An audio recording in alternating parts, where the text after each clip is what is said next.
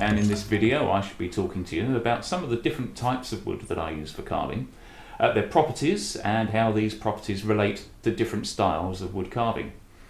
Now, this is in no way an exhaustive list, it is just a few of my personal favourites that I've settled on over the last 25 years or so.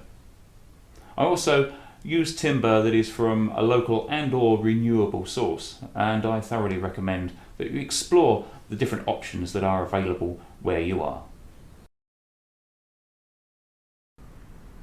Now, the first wood I'd like to talk about is lime. Now, lime is a very popular wood for carving. It was the favourite wood of the famous Dutch carver Grinling Gibbons back in the 17th century. Now, it's very light in colour, and this helps if you're carving detail. It doesn't help if a wood is dark and heavily patterned. If you're trying to put fine detail into it, you can't see the detail amongst the coloration of the wood. Lime, though, is a very even colour, so it casts a shadow. The shadows can be seen very easily from any detail that you do carve, and it therefore stands out better.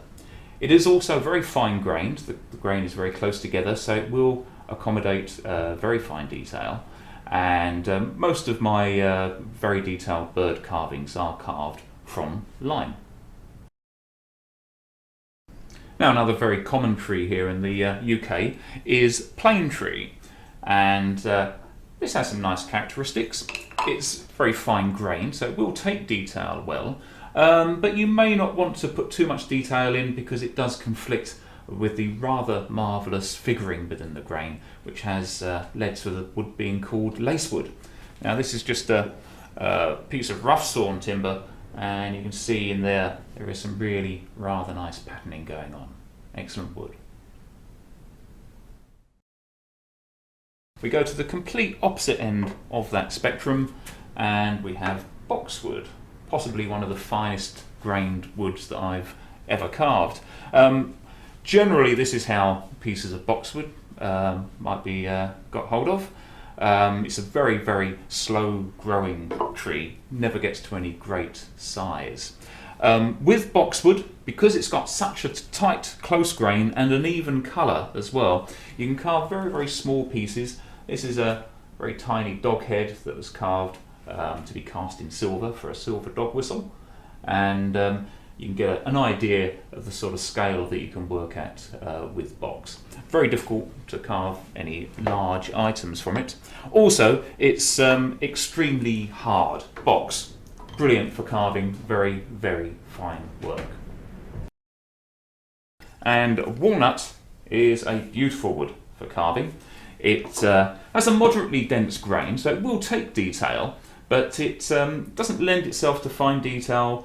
Two main reasons. One, it has a beautiful figuring within the grain, wonderful swirling patterns, especially if you get a piece that has some burr associated with it. Wonderful patterns there. Also, it's a dark colour, so it doesn't show the shadows so well with a fine detailed piece, but it does lend itself very nicely for more abstract, more stylised, smooth, flowing forms, and it does carve extremely well. Now, for the last in my selection of personal favourites, I'm going to group several types of wood together under one name, and this is the fruit woods. Now, most of the fruit woods share similar characters. They're fine grained generally.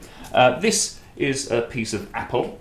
Now, apple can be a very even colour like this. It can also have a lot of patterning and coloration in it. It does depend on which tree and what part of the tree you're using. But generally they are beautiful woods, and they can create the most amazing pieces. Now, other fruit woods such as pear is very good. Cherry is excellent as well. I've carved some damson in the past, and that had some beautiful purples running through it. So a lovely wood.